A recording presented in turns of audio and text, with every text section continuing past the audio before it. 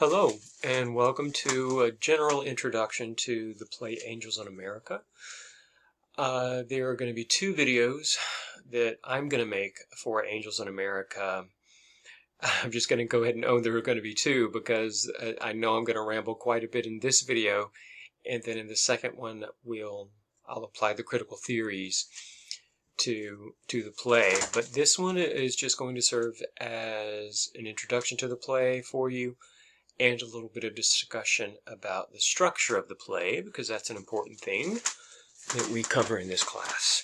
So I have put off making these videos for Angels in America for way too long because the play is very intimidating. It is a very smart play, one of the best received plays, definitely of the 90s, if not the 20th century. An extremely important play, probably with the exception of Cloud Nine by Caryl Churchill, which I didn't find a way to sneak into this class somewhere.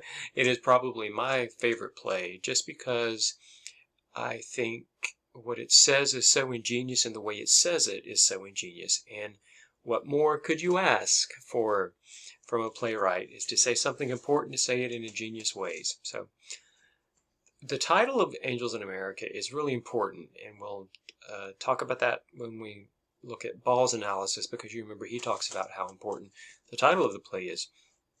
So, the play is Angels in America, a gay fantasia on national themes. And there are two parts. You're actually only reading one part, Millennium Approaches, and the second part is called Perestroika. Tony Kushner himself acknowledges that Perestroika is a less solid play, shall we say. It's more tricky structurally, but it grapples with a lot of tough stuff. Millennium Approaches is beautifully structured, beautifully. They're both ingenious plays, but Kushner himself acknowledges that possibly Millennium Approaches is maybe stronger somehow in terms of the craft of playwriting. Now, but it is set in the 1980s, like 85-ish. Okay, it goes over a couple years, like 85 and 86. And so therefore the Millennium Approaches is ideal. There was a lot of talk about that time, if you weren't alive around the 80s or the 90s, that there was a whole lot of talk about the end of the 20th century and the turn of the century and how things were going to change and blah, blah, blah, blah. A gay fantasia on national themes. The play acknowledges in its title that it is a fantasia, that it is not a straightforward, definitely not realistic. It is, look up what a fantasia is. It's generally considered a medley of sorts of well-known tunes. If you think of Disney's Fantasia with Mickey Mouse, Mickey Mouse being the conductor, but so the idea Kushner is throwing out from the beginning that it is very much about what it means to be a gay person in the 80s in America, national themes. It talks a lot about politics and what have you, and religion and everything that's very American. If you probably went through and could, if you read for the purpose of trying to find out how many times they actually say America in the play, you'd probably be quite surprised. Yeah, so right from the beginning, it's laying the groundwork for all these unique things that it's going to be. Just a bit about the history of it. Oskar Eustis, very important director, producer in the American theater, came to Kushner and said, "Hey, I want you to write a play about what it was like about the AIDS crisis in San Francisco, at the onset of the AIDS crisis in San Francisco, so around the 80s, and the sort of the lore is that he wanted this small play that could be done with just a handful of actors, and what Kushner ended up writing was a 7-hour epic, and but it does use the same actor in many different parts. You do get the feeling that it was written for this very specific group of people, and historically that's that's very common. A lot of the most important plays in dramatic literature were written for a specific company in mind. Think of Shakespeare's plays. Think of the plays of Moliere, the French Shakespeare is sort of known as. So that is very common. So this is the beginning of it. In 1991, it premiered. It made its professional premiere in the U.S., and then it did a lot of. Now we're talking just about part one here, just about Millennium Approaches. As Millennium Approaches was premiering on Broadway and at the National Theatre of the UK, and Perestroika was still being written. So, and then eventually they all came together. Most companies that produce them are going to produce both parts today.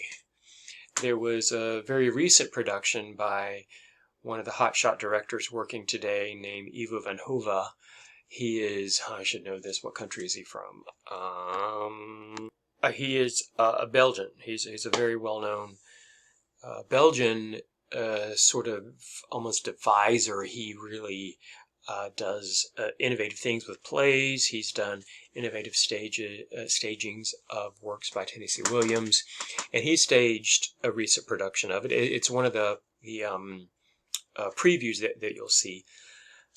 Anyway, so but actually his production was, he did it in the Belgian language, whatever that is, and he actually cut quite a bit, so he did what would have taken 7 hours to stage. I think they did it in 5 hours. But anyway, so it's still produced regularly. I myself have directed a production of it on campus. What we did was we did a full production of Millennium Approaches, and then we did a reading of Perestroika so that audiences could experience the entire story. Because Millennium Approaches does stand alone. That's the point I really should have made about Perestroika not being as good, which is crap. But Perestroika does not really stand alone. Millennium Approaches does. So if you're just going to do one, you're probably just going to do Millennium Approaches, but why not do both? As I've said, I feel like it's one of the most important plays of the 20th century. It won every award when it came out. It won the Pulitzer. It won the Drama Desk Award for Best Play. It won the Tony Award for Best Play. So it really marks an important turning point in American drama, and especially gay drama. This was, it's easy to think of culture today where, hey, we have legalized gay marriage. And, but to think back, just a couple decades ago, quite a few decades ago now, how unique it was to have sort of the most important play, definitely of the decade, be about gay men. That was really a big thing, and it really marked a changing point in drama. So let's talk a little bit about the structure. Now, we could talk for hours about the structure of this play, but basically, to be really simplistic about it, the structure is completely unique. Is it episodic? Maybe. The play is considered to be an epic, and in terms of, what do you think of an epic? It covers a long range of time. It follows a hero over a big period of time, covering a lot of issues or what have you. And you've probably already heard my chat about how it's Brechtian in epic, and in terms of social ramifications and the importance of it. But to say it's episodic, I don't know. I am loath to put any specific label on this structure, because I think to me, that is what the most important dramatists in history do. They redefine structure, and they use structure to tell the story. The structure is extremely cinematic. You get short scenes interwoven with other scenes, and it comes back to a scene or whatever. You have scenes in which, one scene in which two couples are having a fight and the dialogue overlaps, and it's so easy to see how that could be cinematic, where you'd cut to one, because in the cinema, what do? You have very short scenes, as opposed to traditionally in the theater where there are longer scenes. Well, why? Because on camera it's easy to splice, shoot this, and edit them together. On stage it's hard. You got to do a scene change in whatever. Well, and obviously there are extremely easy ways to do scene changes or don't do scene changes. For example, when I staged it, I actually had both couples on stage at the same time, it literally occupying the same space, but the two different couples were not aware of each other. They didn't interact because they're not in the same space together. And that was a thing. So you could definitely look at how each scene has a very traditional structure. So for me, if I was going to simply identify the structure, I would say it has a very cinematic, contemporary structure. I would go so far as to say postmodern, possibly. It's not as whacked out as other plays that are just completely whacked out postmodern for the sake of being postmodern.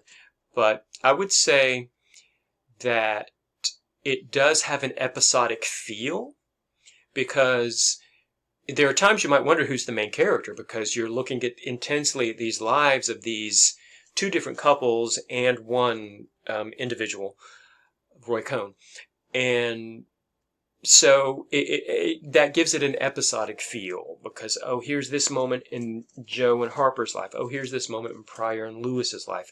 And then they start intersecting, But I think it is unique in that each scene in and of itself has a very traditional structure, has a clear spark that sets things off, which is known as the wet inciting incident, and definitely has a climax, and definitely has a sort of a new stasis at the end, and that all of those add up to create the overall structure. So when we talk about structure, and again, and this is a really important time for me to emphasize that all these concepts that we talk about, but especially structure, they are simply a way to give us vocabulary to talk about them, a way to analyze them. There is probably no play that is 100% straightforward Aristotelian. There's probably no play that is 100% straightforward postmodern, although there are some that surely try. But so it's interesting in looking at how these terms meld into each other and intersect. So let's just look at the basics just to reinforce some of the concepts we've talked about in class. Most important thing about the stasis of this play, Ronald Reagan is president. If Ronald Reagan had not been president, Tony Kushner would never have written this play.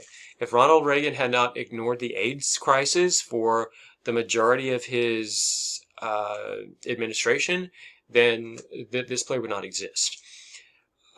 So at the beginning, we get the relationships of these two couples and Roy Cohn's past deeds. They've all definitely, they have a long history, and we're picking up in the middle of the sort of the overall arc of these characters' lives. And it is the 80s, and there's an AIDS crisis devouring definitely New York City, but as we know, it was also in the rest of the country. It's set in New York City. So yeah, now, okay, so that's the kind of easy stuff. I'm sure by now most of you are easily wrapping your head around what a stasis is. So what is the inciting incident? This is where, when you look at inciting incident, point of no return, climax, then you have to start really defining what is this play about? Who is this play about? So, if we were in a classroom setting, we would have discussion now and debate, who's the main character? But we would easily come around to the idea that Pryor is. Pryor, he doesn't start the play, but definitely, now, forgive me, there are sometimes when I talk about the play, I'm talking about Angels in America, the two parts, as opposed to just Millennium Approaches. But if you look at Millennium Approaches, Pryor is the one who gives the heartfelt, kind of the moral of the story monologue at the end. He is the one who propels all the major turning points in the play. Pryor's the lead. It's about him. This play is very much about how Pryor's suffering brings about all the events of the play. Everything that happens in this play, in some way, directly, probably directly, but maybe not so directly, it revolves around a gay man in New York City in the mid-'80s, being suffering, being the victim of the politics of the age, of the plague that is raging through and killing gay men at an unprecedented rate. So he is definitely, he's the lead, he's the main character, and all the things that happen are somehow connected to him. So what is the inciting incident? What gets everything rolling? It's when Pryor reveals the KS that he officially has full-blown AIDS and that things are going to get bad. The name of that section of the play is called Bad News. That's also the section that ends with Roy Cohn being diagnosed with AIDS. So that sets everything in motion. You know, if that didn't happen, then Lewis wouldn't be having his issues or whatever. So it's the revealing of that information to Lewis that makes an inciting incident. So therefore, if we're looking at this play and defining it in terms of what that it's about Pryor's the pain and the suffering that's inflicted upon this gay man, if that's what the play is about, and if that's the focus of the play and that drives the action, then what's the point of no return? And by the way, there are many, you could identify many complications in between the inciting incident and the point of no return. Many things happen. But, so if the climax is the angel crushing through. Now, let me make clear here, you know, yes, that's the very last thing that happens in Millennium Approaches, but when you're looking at a two-part play, the climax can come probably at the very end. There's not really so much a new stasis at the end of Millennium Approaches because it's going to continue into the next play. And I would strongly encourage you to read Perestroika. I've loaded it up for you. It's a beautiful play. Or if you're going to experience this by watching the HBO miniseries, watch the whole thing. It's beautifully done. I'm not a fool. I know many of you are going to watch the HBO miniseries instead of reading the play, but I would please ask you that you at least follow along in the play because there are differences.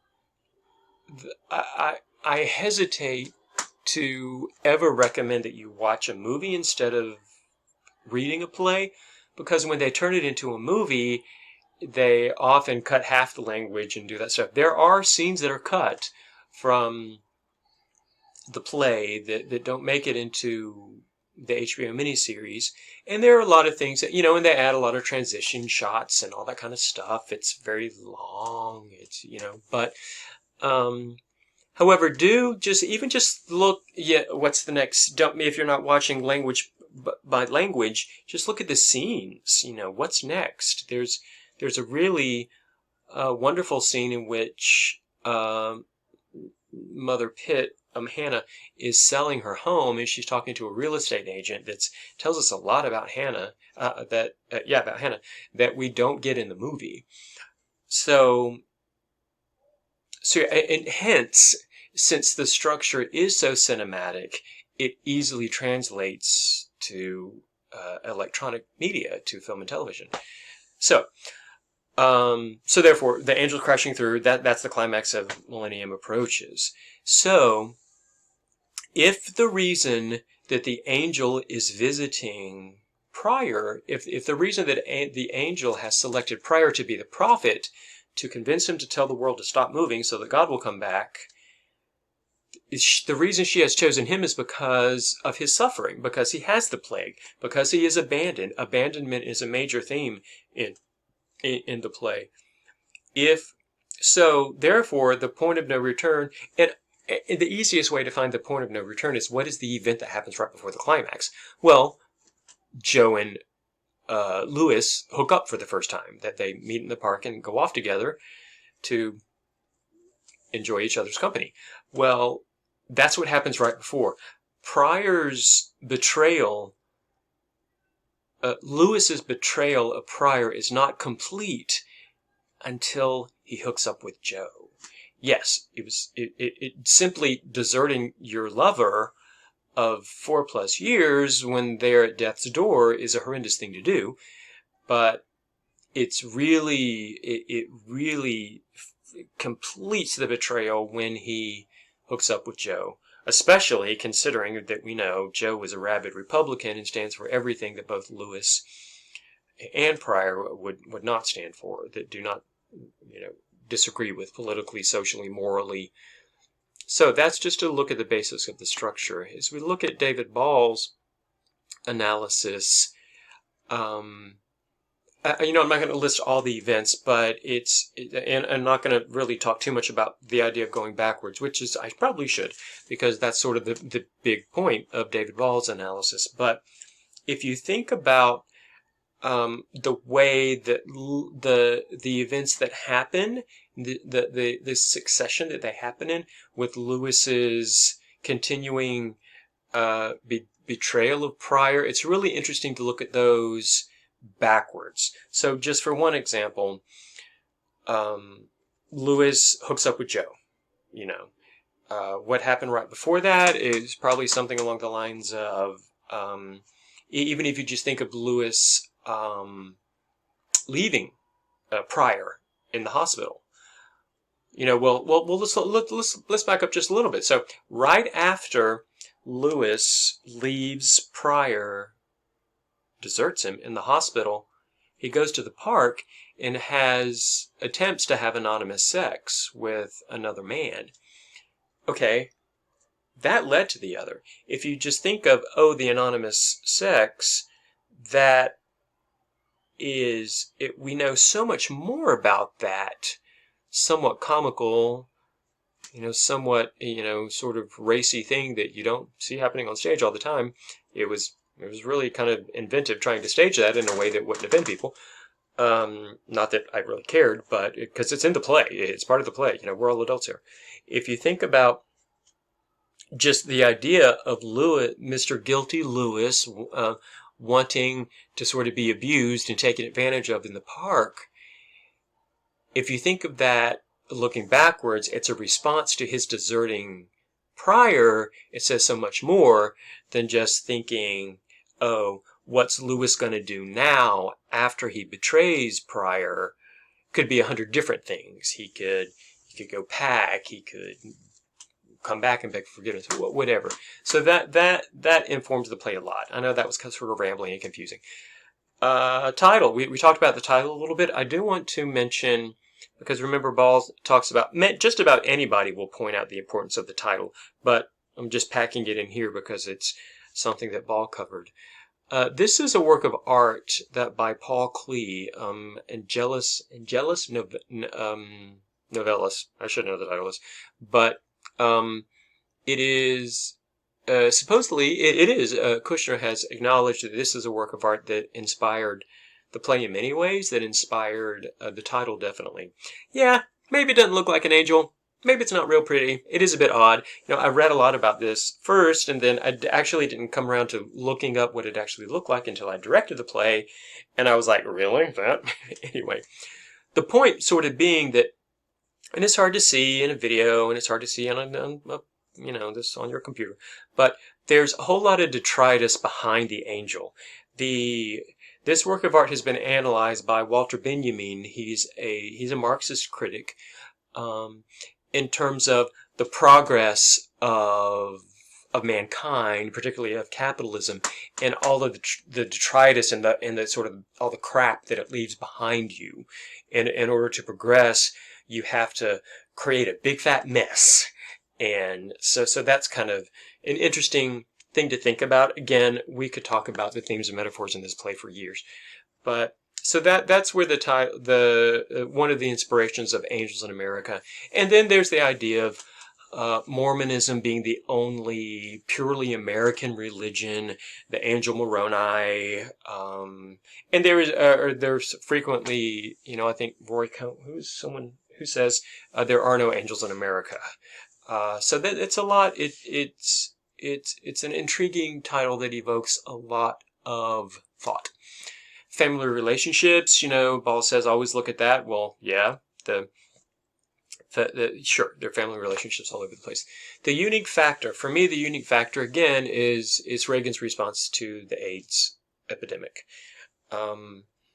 And that sort of leads into, could you change the setting? I think no. I think probably just about any play you could change the setting somewhat, but this play you can't. This play has to be set in 1985. If you were to change the setting of the year or even the New York City, the Bethesda Fountain is a huge part. She's an angel.